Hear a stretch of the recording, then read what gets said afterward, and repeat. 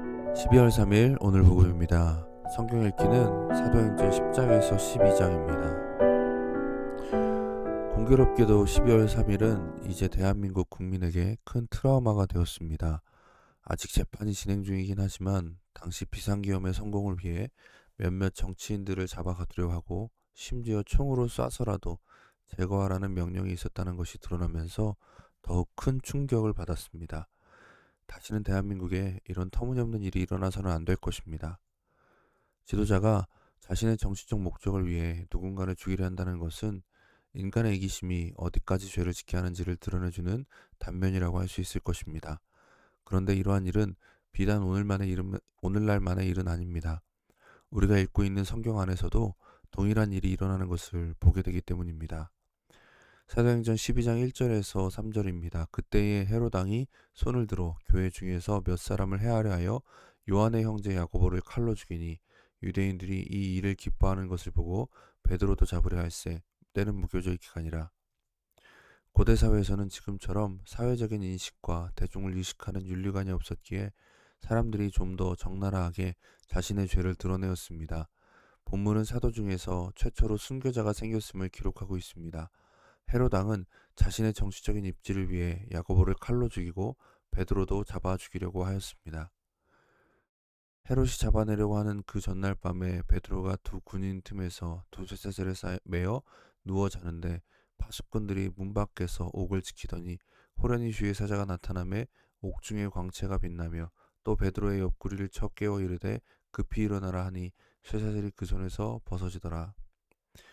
그러나 베드로의 경우 헤롯의 뜻대로 되지 않았습니다. 하나님께서 천사를 보내어 베드로를 감옥에서 풀어줬기 때문입니다.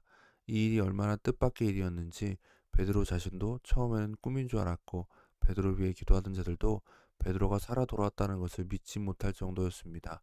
아마도 그들은 베드로가 순교자로서 마지막을 잘 보낼 수 있기를 기도한 모양입니다. 사도행전 12장 21절부터 24절을 함께 더 보겠습니다. 헤롯이 나를 택하여 왕복을 입고 단상에 앉아 백성에게 연설하니 백성들이 크게 부르되 이것은 신의 소리요 사람의 소리가 아니라 하거늘 헤롯이 영광을 하나님께로 돌리지 아니하므로 주의 사자가 고치니 벌레에 먹혀 죽으니라. 하나님의 말씀은 흥왕하여 더하더라. 본문은 악독했던 헤롯의 비참한 죽음에 대해서 함께 기록하고 있습니다. 자신의 이익을 위해 사도들을 죽이고 죽이려 했던 헤롯은 결국 벌레에게 먹혀 죽는 비참한 결말을 맞이하게 되었습니다. 본문은 하나님의 말씀은 흥왕하여 더하더라 라는 말씀을 보탬으로 어떤 방해도 하나님의 말씀이 전파되는 것을 막을 수 없었다는 것을 명시해 주고 있습니다. 우리는 본문을 보면서 몇 가지를 더 생각해 볼 수 있습니다. 먼저는 헤롯 왕의 죽음을 보며 권선징악의 관점에서 희열을 느끼는 것입니다. 하나님께서는 자신의 영광을 다른 이들에게 빼앗기지 않으십니다. 하나님의 교회에 어떤 핍박이 있더라도 결국에 하나님께서 지키십니다. 우리는 이와 같은 믿음으로 오늘도 주님께서 맡기신 증인으로서의 삶을 살아갈 수 있습니다. 그런데 또 한 가지 해결해야 될 부분이 있습니다. 헤롯을 처단하시고 베드로를 살리신 하나님께서 왜 야고보는 죽도록 내버려 두셨는가 하는 부분입니다. 분명 하나님께서 분명 하나님께서 능력이 없으시거나 힘이 모자라서 야고보의 죽음을 방관하신 것이 아닙니다. 야고보가 베드로보다 모자란 것이 있기에 야고보만 죽임을 당한 것도 분명 아닙니다. 우리가 다 알 수는 없지만 여기에도 분명한 하나님의 뜻이 있습니다. 전쟁 중에 있는 왕은 어떤 신하에게는 끝까지 남아줄 것을 명령하고 어떤 신하에게는 가서 죽어줄 것을 명령할 수 있습니다. 전쟁의 승리를 위해 자신의 목숨을 던지는 일도 쉽지 않은 일이고 동료들의 죽음을 위해 서서 끝까지 남아 싸우는 것도 쉽지 않은 일입니다.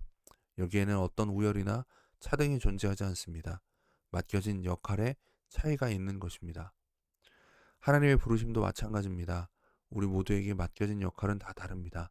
그렇기에 왜 하나님께서 내 기도는 안 들어주시고 저 사람의 기도는 들어주시는가와 같이 남과 비교하는 방식으로 신앙생활을 하는 것은 잘못된 것입니다. 하나님께서는 오늘도 변함없이 우리 모두를 위해 일하십니다. 하나님께서는 하나님의 나라를 위해 우리를 부르셨습니다.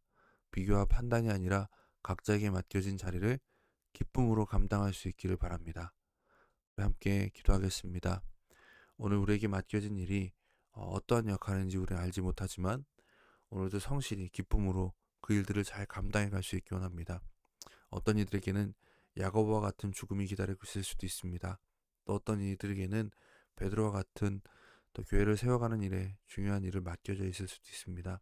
우리 모두에게 맡겨진 역할이 다 다르지만 하나님의 사랑은 동일하며 하나님의 부르심에는 후회가 없음을 기억하기 원합니다. 우리 함께 같이 믿음으로 주어진 삶을 잘 살아갈 수 있기를 기도하겠습니다.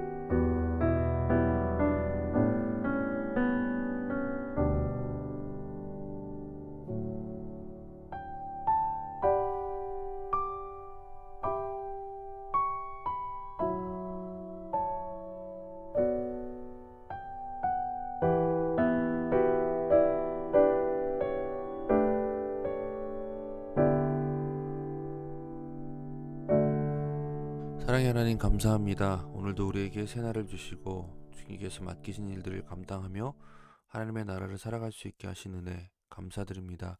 오늘 우리에게 주어진 삶이 어떤 것인지 우리는 알지 못합니다.